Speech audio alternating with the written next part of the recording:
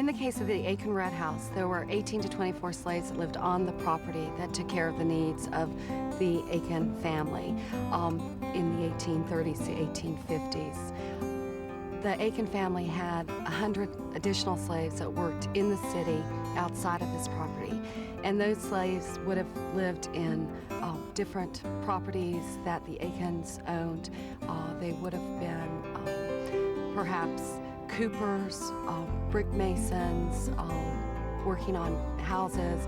They would have had talents and technical training and would have been hired out. It's very interesting to look at the Aiken Red House versus other properties in Charleston. You were in the quarters. The wonderful thing about the slave quarters is it tells us a lot of different stories and yet doesn't tell us a whole lot at all. We do know that there are doors to allow families privacy.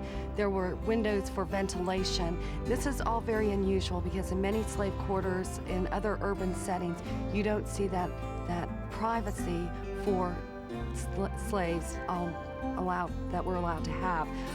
In the case of the hostlers and livery men who handled the stables and the horses and took care of the carriages, their setting is a little different because most of those individuals were single, but you really do see a different sort of living arrangement on this property. Plus, the quarters are larger than in most areas.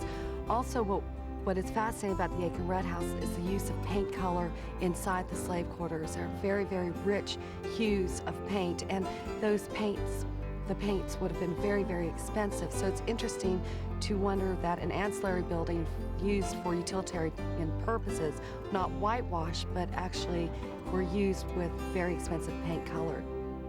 Predominantly what we know from African American history in the city of Charleston is that slaves living on a property here in the city did have more freedoms. They were allowed freedoms to roam through town, to get from one point to another, to visit family members. They had slave tags. There were oftentimes where they carried papers on them so people would know who they belonged to and where they were going. So there was a great deal of controlled access, but people were allowed access as well.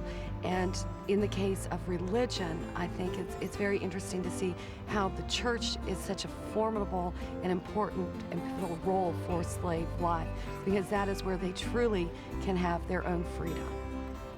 What I think is so fabulous is that today so many people want to know about the talents that Africans brought to our country, and to think about being enslaved, being brought to this coast because you had a talent, and that was the cultivation of rice. The plantation model came to us via Barbados. Early on, cash crops were tried and developed, and it was understood that rice would grow very readily in this area of the Low Country. So where did you go? You went, a person, the Europeans, went to other coastlines to see who grew rice and who grew it successfully. In this case, many of the people who lived on the coast of Sierra Leone were expert at what they had done with building rice dikes and how their rice crops grew. So yes, in fact, you can see slave flyers that say an excellent shipment of Negroes coming from the gold or rice coast. And those slaves, enslaved Africans, sold for a higher price than, say, from some of the other areas.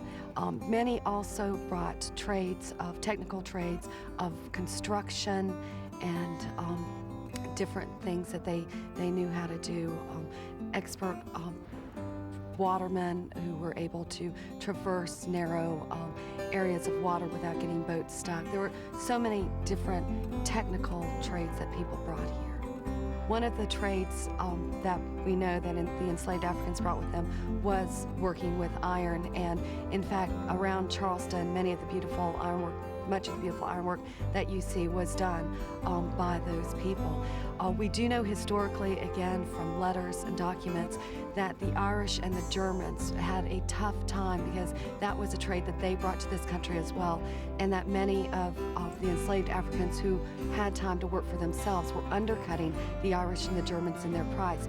So they were wily in their manner of trying to make an income that was solely theirs in this trade. And in fact, today, one of the legacies of ironwork is our own Philip Simmons, who has been working with iron for over 70 years.